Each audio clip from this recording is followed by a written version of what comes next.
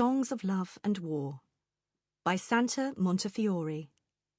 Narrated by Genevieve Swallow. I am Maggie O'Leary. Lord Deverill, you have wronged me and my descendants by taking our land and breaking our spirits. Until you right those wrongs, I curse you and your heirs to an eternity of unrest and to the world of the undead. Maggie O'Leary, 1662.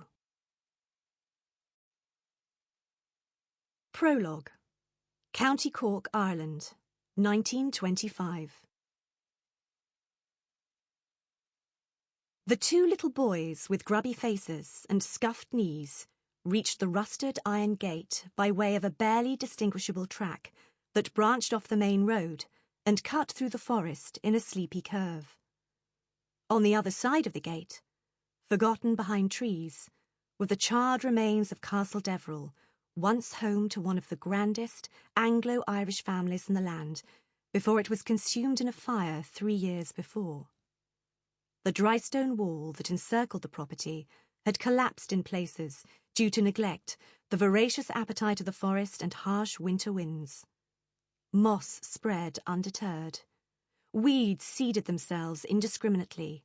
Grass grew like tufts of hair along the top of the wall, and ivy spread its leafy fingers over the stones, swallowing entire sections completely, so that little of it remained to be seen.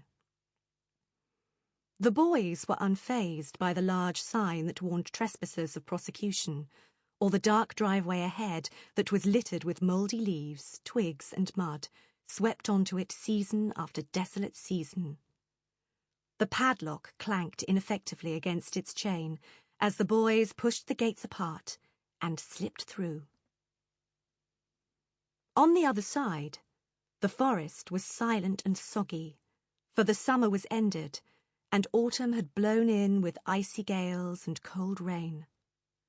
Once, the drive had been lined on either side with red rhododendron bushes, but now they were partly obscured by dense nettles, ferns, and overgrown laurel.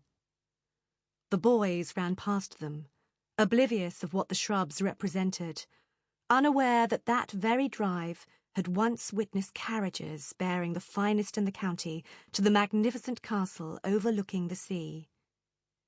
Now the drive was little more than a dirt track, and the castle lay in ruins. Only ravens and pigeons ventured there, and intrepid little boys intent on adventure, confident that no one would discover them in this Sample complete. Ready to continue?